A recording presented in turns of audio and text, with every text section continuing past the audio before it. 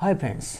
पिछली वीडियो में आपने भली भांति जाना कि दिव्यांगता क्या होती है, इसको हम प्रतिशतता के रूप में मापते हैं और कितनी परसेंट पर कोई दिव्यांग माना जाता है। आज मैं आपको दिव्यांगता की श्रेणी के बारे में बताना चाहूँगा। दिव्यांगता की श्रेणी मतलब दिव्यांगता कितने प्रकार की होती है। जैसे किसी को हाथ पैर नहीं है, उनको दिव्यांग माना जाता है। कोई आँख से दिव्यांग है, कोई कान से दिव्यांग है, किसी की हाइट कम है, उसको भी दिव्यांग माना जाता है।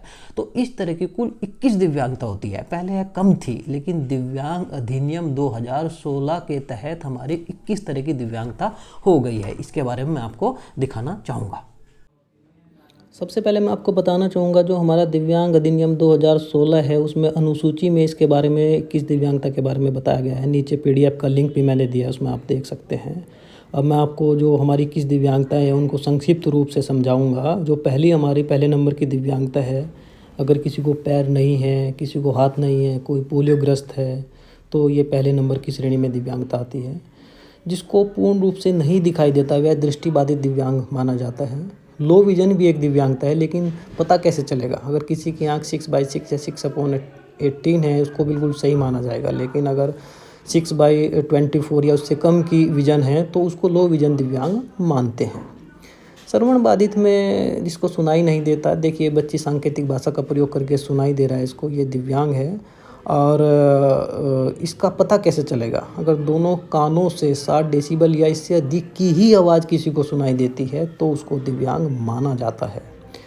वाणी संबंधी दिव्यांगता में डॉक्टर कैसे पता करते हैं दिव्यांग का, इसको 6 स्तर पर डॉक्टर देखते हैं। कोई भाषा बोल रहा है, उसकी बोधगम्यता कितनी है, उसको हम कितना समझ रहे हैं, उसकी सांस फूल तो नहीं रही बोलते समय, स्ट्रेन यानी उसकी आवाज़ छन रही है या नहीं छन रही, लाउडनेस यानी उसकी आवाज़ में कितना शोर है, दबी हुई आवाज़ तो नहीं है, रफनेस भी उस आवाज़ का देखा जाता है, पिच यानी आवाज़ की आवृत्ति। इस आधार पर ही डॉक्टर्स दिव्यांगता की परसेंटेज निकालते हैं और दिव्यांग घोषित किया जाता है। इस संबंध में कुष्ठता लेप्रोसिस को हम आम भाषा में कोढ़ भी कह देते हैं, तो आप देख सकते हैं इसमें दिव्यांग इस तरह का दिखाई देता है। एसिड जैसे किसी अन्य पदार्थ से अगर कोई हमला होता है तो भी उसको दिव्यांग माना जाता है, तो ये आप इसमें देख सकते हैं।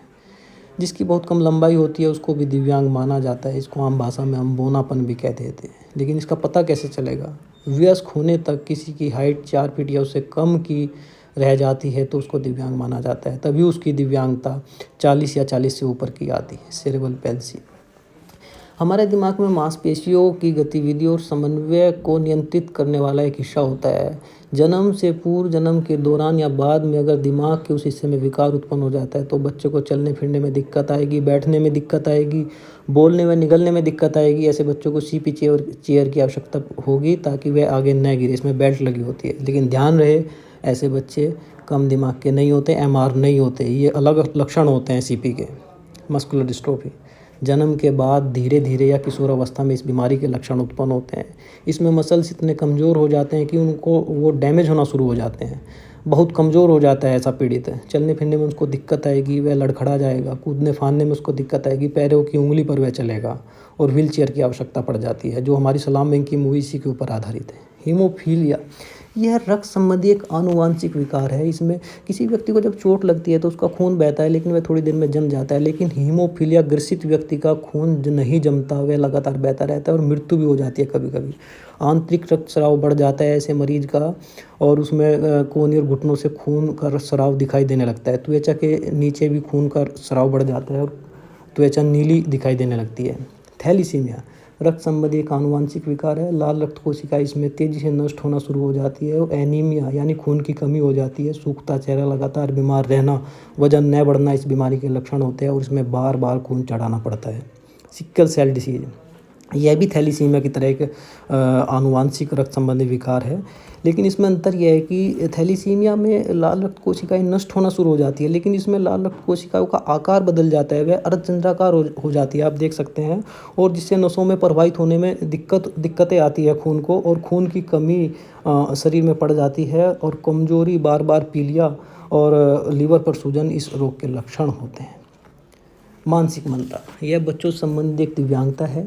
बच्चे का दिमाग अपनी उम्र के बच्चों से इसमें कम कार्य करता है। वह सामाजिक व शारीरिक गतिविधि अपने उम्र के बच्चों के मुकाबले कम कर पाता है और इसमें IQ ऐसे बच्चों का 70 से कम हो जाता है। सामान्य IQ 90 से 100 का होता है, लेकिन इसमें IQ 70 से कम का रहता है। जो हमारी मूवी आई थी कोई मिल गया, इसी के ऊपर आधारित थी। मानसिक रोग में बहुत सारे बीमारियां हैं। सिजोफ्रेनिया आप देख सकते हैं, रोग कर इसको क्या क्या लक्षण है। फोबिया, डिप्रेशन भी ऐसे ही रोग हैं।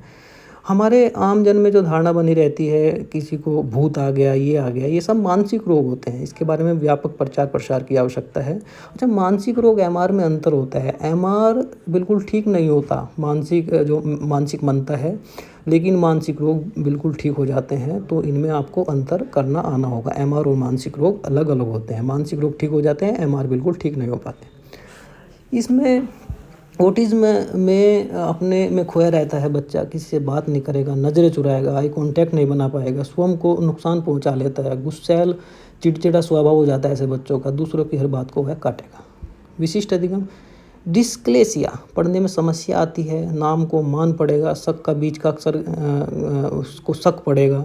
डिस्ग्राफिया में लिखने में समस्या आएगी ऐसे बच्चों को। कमल को अलग अलग दूर दूर से लिखेगा, क्या एक जगह में दूसरी जगह। वाक्य को पूरा लाइन में नहीं लिख पाएगा, वह ऊपर लिख देगा, लड़का नीचे लाइन में है ऊपर। रमेश को गलत वर्तनी के हिसाब से रामस लिख देगा। तो ये डिस्ग्राफिया के लक्षण हैं। गणित में संक्रियाओं को समझने में दिक्कत आती है डिस्कैलकुलिया में। इसमें 6 को 9 पड़ेगा, माइनस को प्लस, गणना में कठिनाई आएगी।